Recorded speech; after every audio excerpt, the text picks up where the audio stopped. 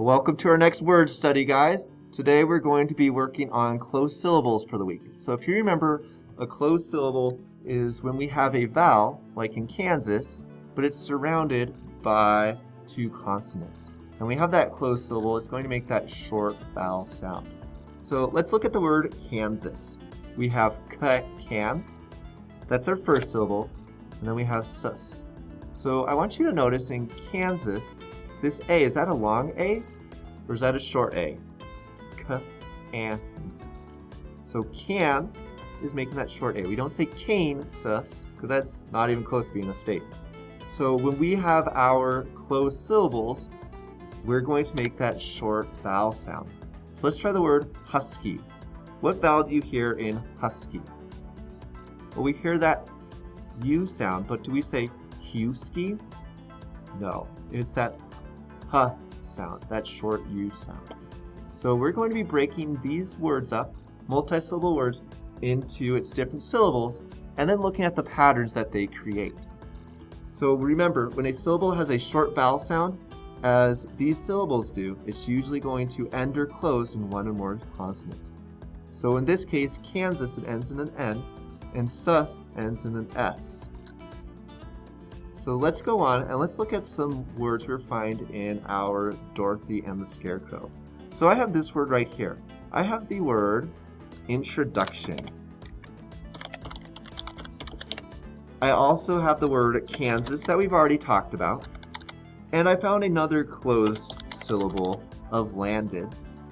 And I also found the one yellow and the word matter. So let's look at these three now. I'm going to enlarge them so we can see them a little bit better. And we're going to put them up to font size 20. Let's do 32.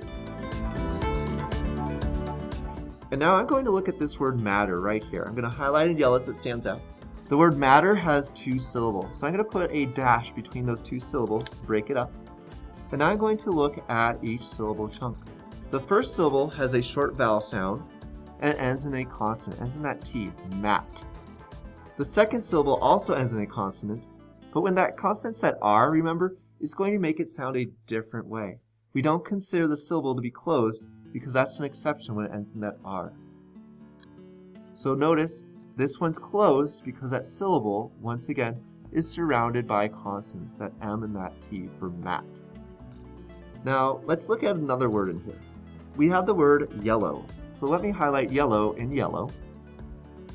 Notice how it also has two syllables. Yell, low. The first syllable is closed. Yell makes that F sound. But now what do we notice about low? Even though it looks like it should be closed because it's surrounded by a consonant and a consonant, notice how it makes that long O sound. Yellow, O. So this is going to be one of those examples where we kind of have a oddball that we always have to make sure we're sounding out. So I'm going to put some of these into our different categories. So I'm going to type this word matter, which we already did. Remember matter, oops, can't spell it right. Matter has what? It has that short A sound. And I'm going to put that break between so we can see it. And there's another word that I read while I was going along, and it's the word chapter. So what do you notice about chapter? Well, again, it's two syllables, chap and ter. And what do we notice about that A sound? Again, we notice that it's what? It's surrounded by consonants, and it's making that short A sound, ch, a. It makes that a sound. So let's go to another one that I found. We already talked about Kansas, so we don't need to talk about that again. But there's one more that I found in those beginning paragraphs, and it was the word landed. Remember, she landed in the land of Oz. So we have landed. Now, what do we notice about that? Well, again, we notice this A, l, and d, is that short A sound. So we're going to put in our category for closed syllable with short A. Now we're going to take one of these ones that we talked about, that yellow, and what do we notice? Well, we notice, remember, it makes that long O sound, but we don't have a category for long O. So we're going to put it in that short E sound because it does have that short E sound. And what else? It's closed. It's surrounded by those consonants. So we're putting it in here because of that E again. That E is making that short E sound. Now we have one more that we're going to look at. We have husky. Talking about that scarecrow. And what do we notice with that U? Ski. Husky. So again, it's that short U sound. So we're putting in that short U category. So now that we have some of these as reference, what can we do with these other words that I found? Where will we put puzzle? Puzzle. That sounds like it makes that short U sound. Puzzle. What about the word sounded? Well, sounded, I don't see it fitting one of these. Sounded. So this one was just one I found, but it doesn't match any of what? It doesn't match any of our patterns. So we're going to leave that one alone. And we're going to go with stuffed. Notice how that also makes that sound. If you forgot what a short U sound sounds like, you can think of the word, and I know you're probably going to laugh, but the word but. Like, but I didn't do it. It makes that sound. So let's look at our next one. We have stretched. So we have what? Stretched. It makes that stretched sound.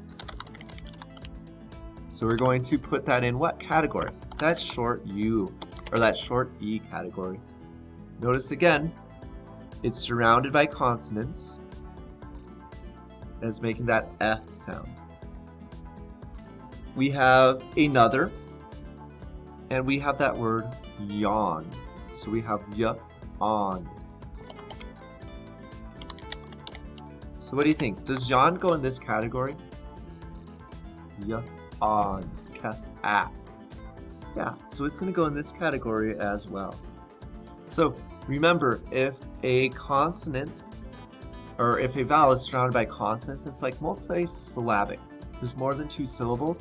It's going to make that short vowel sound. Don't worry if it's difficult or confusing, because we're going to continue working on this. Just remember, all words are made up of letters, and letters make up chunks that are called syllables, and every single syllable has a vowel sound. We just need to figure out if it's a long vowel sound or a short vowel sound. The number of vowel sounds equals number of syllables in a word. Alright guys, good luck, and we'll talk to you later.